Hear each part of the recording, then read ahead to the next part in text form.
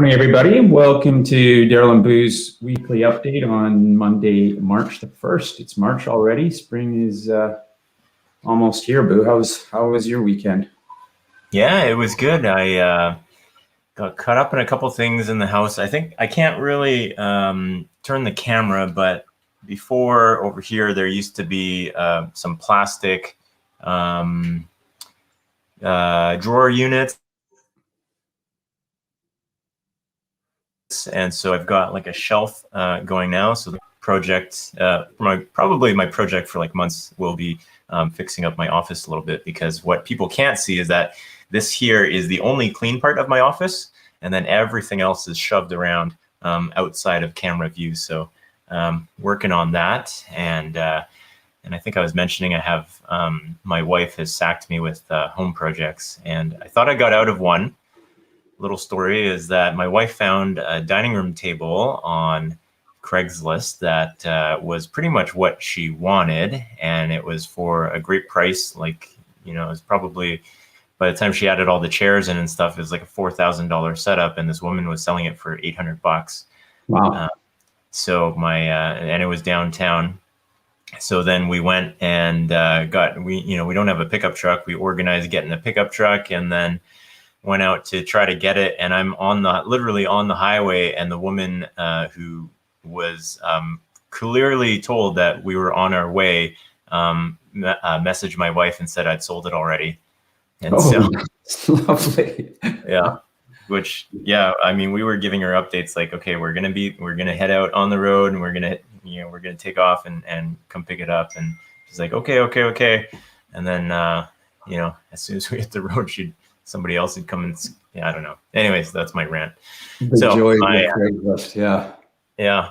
So yeah, I thought I had unloaded that project, but now that project is back in my court. So I already ordered some more tools, because if I take on a project, that means I buy more tools. Yes, exactly. It's mandatory.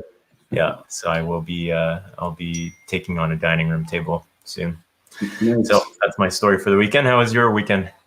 Yeah, it was nice. It was quite quiet. Yesterday, our typical Sunday, just running around doing errands and all that kind of stuff. And Saturday, my wife Yvonne went out with some friends for a hike, which I was going to do. They went out to somewhere in West Van, but I ended up taking the opportunity just to let her go and get some stuff done around the house and get caught up in a little bit of work, which worked out well. So it was a quiet but productive weekend. So yeah, it was nice. Are you guys planning to do some spring skiing now that March is here? Is that Yeah, we went last night, and some of the risks in spring skiing is when it gets a little bit warmer out. If it is precipitating, it could be rain. And so it started off as snow when we got there yesterday, and kind of halfway there, it started to turn into rain instead. And so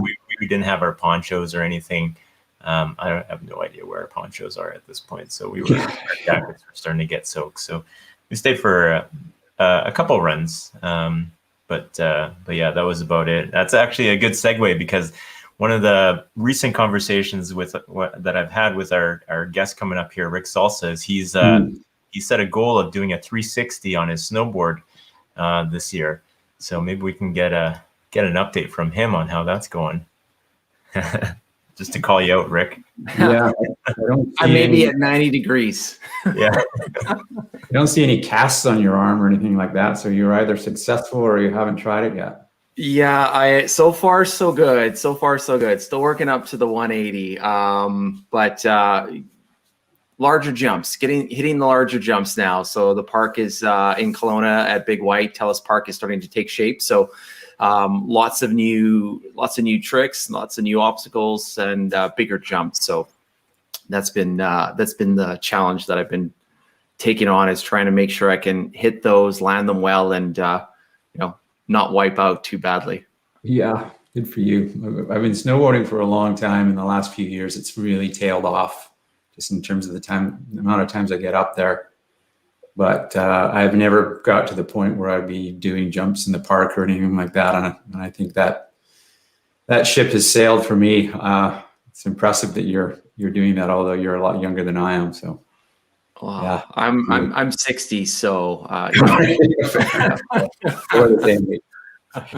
I've with 4 boys, and they're all pretty, they like to hammer hard. I've kind of got to keep up. Yeah. So, Dad's still got to show them that he can, still beat them on a few things, right? Good for you. Yeah, 4 boys. That's amazing. And what are the age ranges of your boys again, Rick? I know you've told us. Yeah, so 16 is the oldest. He's going to be, well, actually, no, sorry. He just turned 17 actually last week. So 17, our twins are 12 going 13 in a few more months. And then the youngest is 9. So. Wow. And they're all in the park. They're all, going off the boxes, hitting the jumps. The younger 3 are now kind of worked their way up to the medium jumps and getting some major air off them. So nice. Thankfully, Mom doesn't come with us because she'd be like a wreck up there. Exactly. Yeah. Still at the age where fear is not even entered into the conversation. It's just kind of go and do it. Yeah. It's inspiring going up there, just seeing like how the tricks have evolved. I was a pretty hardcore skater when I was young, like back in high school. So that's kind of where, I still have that desire to be able to kind of, have a little flair when I'm out in the park. But seeing like what they're doing for tricks, like, there's kids that are like 10, 12, they're already doing like on skis, they're doing 360s, and then the older guys are just, the barrel rolls, the 540s and up. It's just, it's ridiculous. Well, yeah. They make it look so effortless too. What was that, Boo? Sorry? They make it look so effortless as well when you see them do that. Yeah. You know what you guys should really check out, seeing as you're both, on the coast, is there's a Red Bull video of Mac McMorris up at, I think it's Cyprus. Oh, really? Or no, Grouse. No, it was up at Grouse that they did for a Burton movie, and it was phenomenal. Like, they transformed the park there, and just in awe, just the stuff that those guys were doing, and just it looks so effortless. It was just absolutely crazy. Yeah, we usually for many years in a row, made a point of going up for TELUS World Ski and Snowboard Festival. And watching those guys, you can kind of just sit at the round or sit at Longhorns or a couple of the other places around there and just watch them come down and do that crazy stuff. It's for anybody who's never gone up for that. It's obviously it's been canceled. It was canceled this year, but well worth it. Just amazing talent come from all over the world. So yeah, pretty cool stuff. Yeah, well. I'll try to line that up here and see if we can find that link. But maybe catching up with you, Rick, I think maybe some of your world has changed recently because we've acquired Volterra, which for folks who don't know, Rick's place in the world of F5 is under Cloud Services, and Cloud Services and Volterra have kind of integrated now, or you're in the process of integrating the two product groups, right? I think so. We're currently in the process of internally at F5 what we call the value creation process, and that's kind of trying to onboard a new company into F5, get the organizational structure in place, and kind of come out to market with a few offerings. And so that is kind of what we do in the first 90 days, and I think we're not even 30 days into it, but things are progressing quite quickly. So Volterra is a really exciting thing for F5. The platform that they bring along to them from our perspective with Cloud Services is pretty exciting.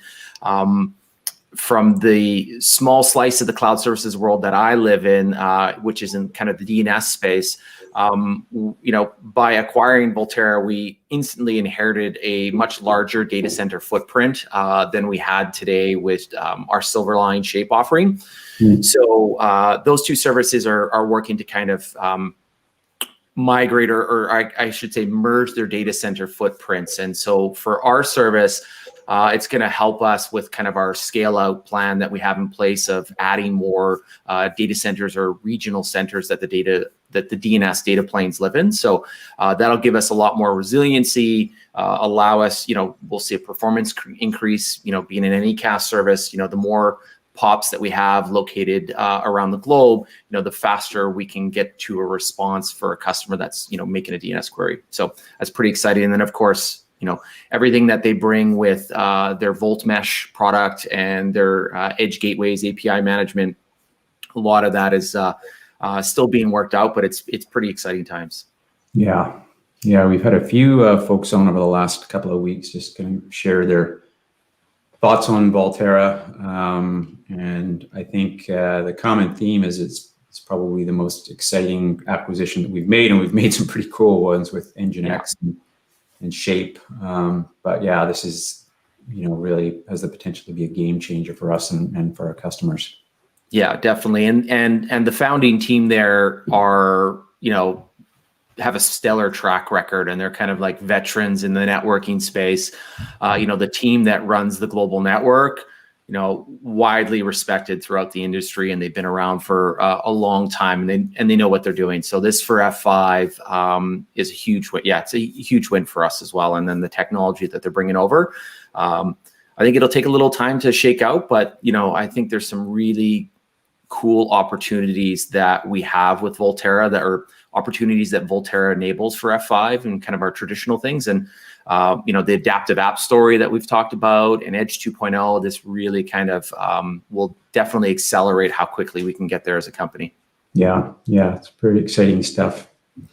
We're seeing just recently a lot of our customers, just because of the timing of the platform, are refreshing their hardware, and some of them moving into larger platforms, some of them kind of staying the same, some of them downsizing. But I have to think that, if that happens every sort of 5 or 6 years from now, what it's going to look like. My guess is that a lot of those customers some of them still may stay on hardware, but I'm guessing we'll see a lot of those guys just migrate onto some of these services and as their cloud deployments evolve.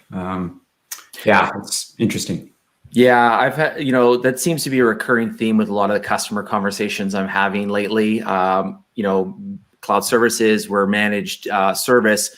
So a lot of the customers are moving, from CapEx to OpEx, or they've got a digital transformation underway where it's cloud first, right? Or everything's got to move to cloud or some sort of managed service. So there's definitely a lot of people looking at that. And I think what's neat about Volterra is because there's still a lot of old apps. I know we've talked a lot about lift and shift, but it's not that easy to lift and shift a lot of these things. No. So they're still sticking around, and so in my conversations around DNS, that hybrid use case is definitely there. And that's kind of, what Volterra today enables for us rather quickly, as customers can kind of, stitch together those hybrid networks in a really easy way. That's going to kind of, again, unlock for us a number of different use cases that we potentially couldn't do before, right? Yeah. Indeed. Yeah, well, I have my demo site running up on Volterra. So how about you, Boo? Nice. You got anything running yet? Not yet. We don't have. I mean, the accounts are still being rolled out. Let's say that. So there's a certain tier above my pay grade that has accounts so far. And then I think those are coming down to my pay grade soon, and then we'll be able to start playing. Although a couple guys have signed up because, it is a SaaS service, so you can just go up with a credit card and get in there. So a couple people have done that so far. So I've watched some of the stuff that they've done so far, and I think the cool thing about it is just the elegance of it. When people take on an F5.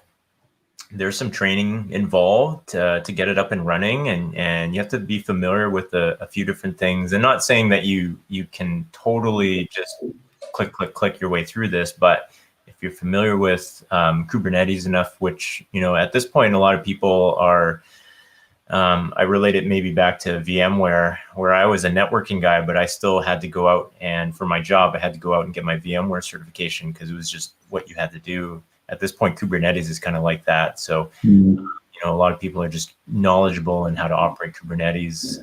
So that kind of knowledge is going to be transferable to operating Volterra. And just the elegance of the platform, you can get some stuff up and running very, very quickly. Very complex stuff that you had to be done before can be done very, very quickly now.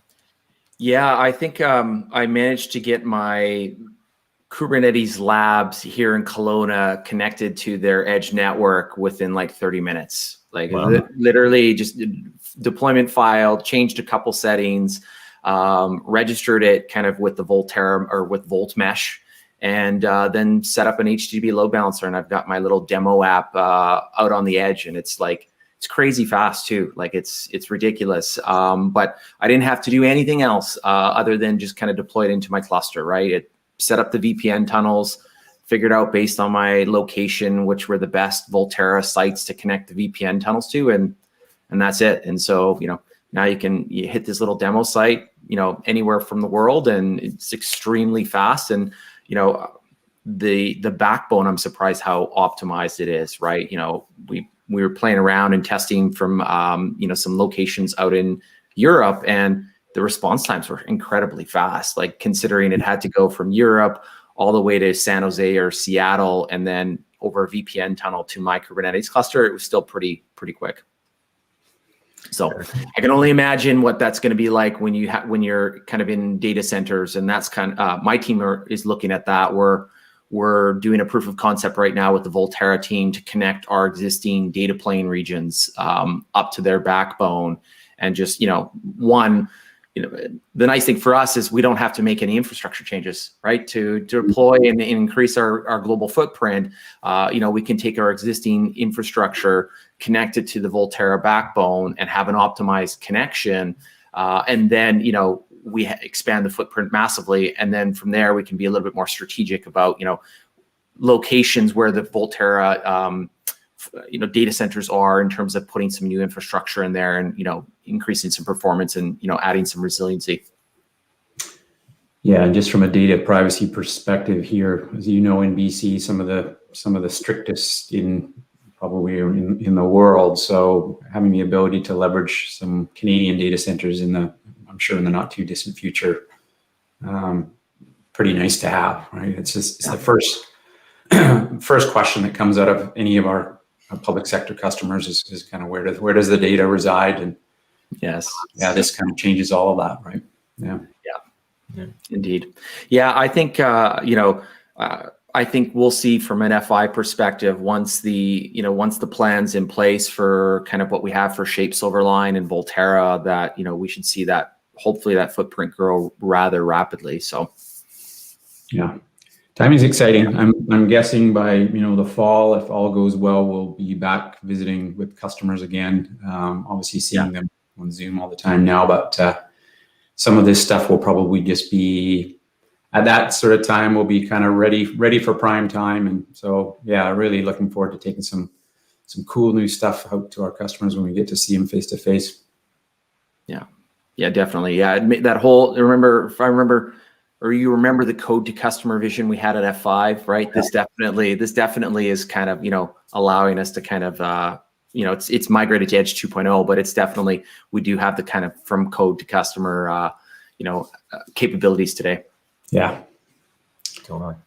Very nice. So, Boo, have you managed to put together any sort of current event posts to have a look at, or? This one's especially for you guys here. The best places to buy sneakers around Vancouver. Oh, yeah, nice. Did you write this article, Daryl? Or you're probably cited in the article at least once. I visited Livestock. I don't know. I'm assuming they'll be in there somewhere, but it's a pretty cool place. Yeah. Let me know which ones you guys have gone to then. The corner store.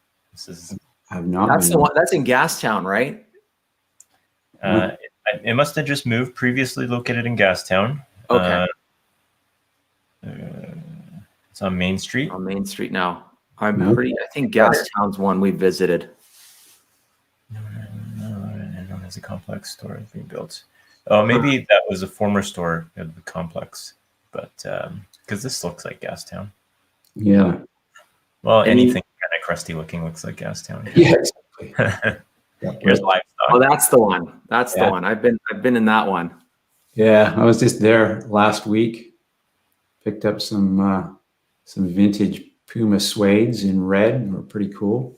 Oh, nice. Yeah. Is that the latest addition, or the only latest addition to the collection? Yeah. What else? I'm into all the old stuff. So got some Nike 79 Tailwinds not very long ago. I haven't worn those yet, but yeah, those are also pretty cool. These guys are livestock. They have stores across Canada. I think they got 3 or 4 locations. So they do actually have a pretty decent selection, and some of it pretty reasonably priced. Prices can be crazy on this stuff, which I won't do, but some of it's not bad. J2 sneaker box. Yeah, they're in West Van, the one that I know of, in the Park Royal Mall. They've got some pretty good stuff. Wow. Yeah. Oh, yeah. We got Herschel bags here, and that's good to see. Yep. Customer, yeah. Nice collection of high tops in that photo too. Yep. Dipped. This is on Hornby. Oh, cool. I did not even know about these guys. Look at that. Looks like a good selection. Yeah. Haven. Haven, eh? That's on Cordova, right? Yeah. Huh? Looks like a cool shop, actually. I need, I'm for some reason lately I've been looking, I'm needing to pick up a pair of some New Balances, the classic old New Balance runners. I don't know. My 16-year-old's got a pair, and every time he puts them on, it just such a clean look, and I'm like, I need that. Yeah, they are awesome. Yeah. And super comfortable too. We'll see that. Yeah. Cap off the whole tech hipster look, perfectly with a pair of those, right? Yeah. You got Stay Fresh. Now, I didn't realize that they actually shrink wrap these shoes. Yeah, the real expensive ones. They don't want your grubby paws all over them, so they're yeah. Daryl, is it mainly vintage sneakers that you're looking into, or do you kind of have do you rock a few high tops here and there too? Not so much. My wife has a growing collection of Jordans. She does. Okay. Before, some of them have increased in value pretty significantly, even since the time that she's bought them. But yeah, I'm more the kind of the low top vintage stuff, and all of the vintage stuff now is pretty widely available, which is cool. They're basically manufacturing all the old stuff from the 70s, which I don't know, I just like. Yeah. They call out Onitsuka Tiger in here, which I only know from reading the book Shoe Dog with Phil Knight. Yeah. Yeah. I haven't read that one. What are your thoughts?